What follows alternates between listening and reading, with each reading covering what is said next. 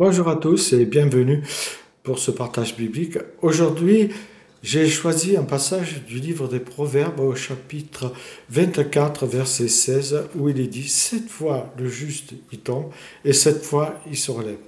Le 7, c'est moi qui l'ai rajouté et vous comprendrez pourquoi. Vous le savez aussi bien que moi que le seul véritable juste que nous retrouverons dans l'Écriture, c'est notre Seigneur Jésus-Christ.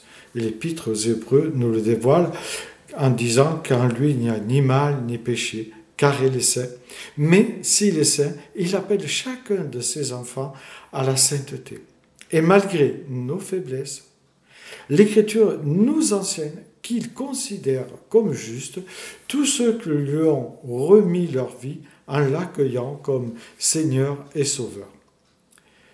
Ce proverbe est très intéressant parce qu'il met en lumière le fait que le chrétien peut trébucher, chuter à de nombreuses reprises dans sa vie, même peut-être dans la journée, au cours d'un parcours de notre parcours de vie terrestre, nous allons chuter, nous le savons.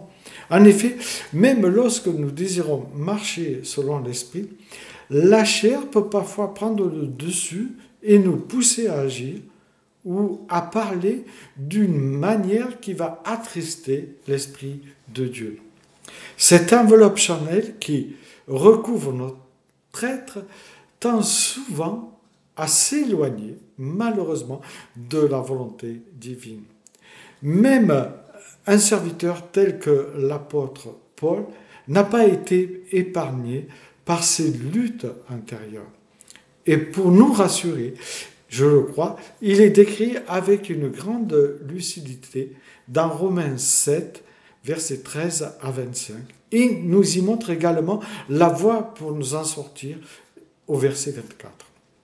Pourtant, certaines chutes, surtout lorsqu'elles sont répétitives, peuvent faire naître en nous ce que j'appelle une culpabilité malsaine parce qu'elle est accusatrice, elle nous tourmente, elle nous amène à des remords, à de la honte, etc. La culpabilité malsaine est l'un des sentiments les plus pénibles à vivre en tant que chrétien, et le diable, lui, se fait toujours un malin plaisir de ressortir certains dossiers noirs pour nous rappeler nos fautes d'hier. Cette culpabilité, si nous la laissons s'installer en nous, elle peut devenir destructrice, elle peut ronger notre foi et nous pousser à l'isolement comme des enfants convaincus d'être impardonnables parce qu'ils luttent sans cesse depuis longtemps avec tel péché. Le chiffre 7, ici, ne signifie pas qu'il faut compter jusqu'à 7 fois, mais il s'agit de montrer qu'autant de fois on tombe, notre puissant protecteur nous relèvera. Comme l'Écriture le dit, il a effacé le document de nos dettes qui nous accusait. Et un peu plus loin, il écrit en les détruisant et en les clouant à la croix. Et on retrouve cela dans la lettre aux Colossiens, chapitre 2, verset 14.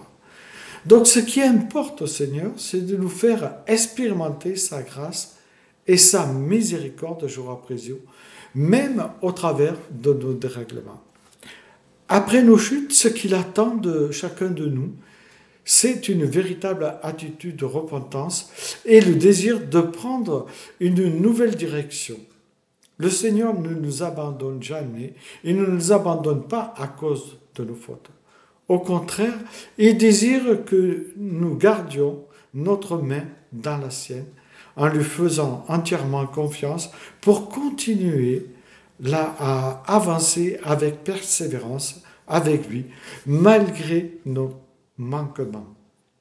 Dans la vie, bien sûr, il arrive que nous tombions, mais nous ne devons pas céder au désespoir, à la panique, en nous apitoyant sur notre sort ou en restant inertes, accablés par la peine ou la honte ou même le mépris de soi.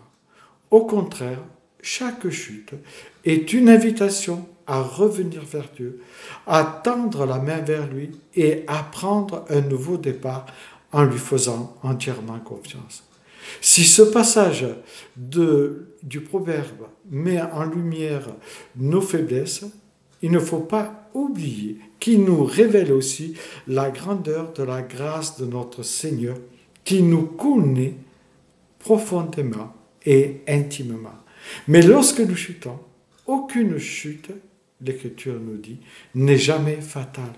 Alors, prends courage, relève-toi si tu es tombé, et reviens au Seigneur dans un acte sincère de repentance, car le pardon de Dieu est toujours disponible pour toi.